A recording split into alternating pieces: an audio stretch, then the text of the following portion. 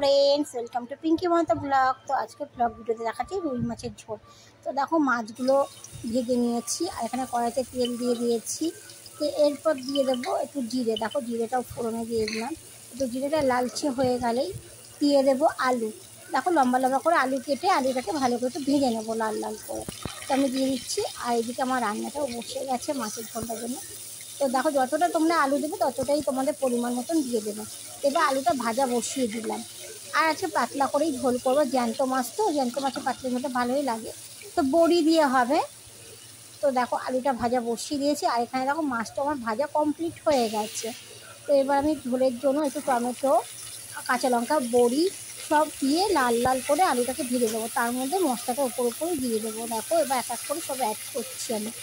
তো এখানে দেখো স্বাদ মতন দিয়ে যেমন নুনটা খাবে স্বাদ মতন নুনটা দিয়ে নেবে তোমরা। এরপরে এক যাবে দেখো ধনে গুঁড়ো দেবো। আজকে জিরে গুঁড়ো দিচ্ছি না, ধনে গুঁড়ো দিয়ে রান্নাটা করবো। এই যে ধনে গুঁড়ো দেখে নাও, প্যাকেটটা দেখিয়ে দিচ্ছি। তোমরা যেমন পরিমাণ মতন ধনেটা দেবে দিয়ে আর ভালো করে ভেজে নেবে। কিন্তু মশলাটা ভাজা না হলে কিন্তু টেস্টটা হবে না। তো ভালো করে লাল লাল করে মশলাটাকে ভেজে নিয়ে দেখো আমি রান্নাটা চাপিয়ে দিয়েছি এদিকে।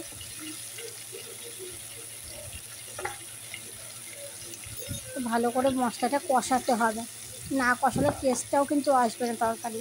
আর তরকারি যতটা কষাবে ততটাই টেস্ট লাগবে। লঙ্কা গুঁড়োটাও পরিমাণ মতন দিয়ে দিচ্ছি।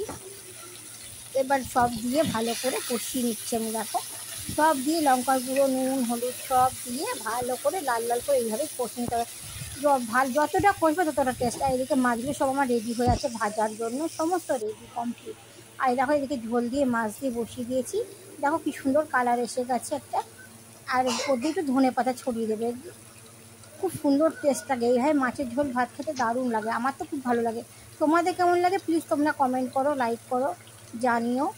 তো আজকের জন্য রেসিপিটা এখানেই শেষ করছি।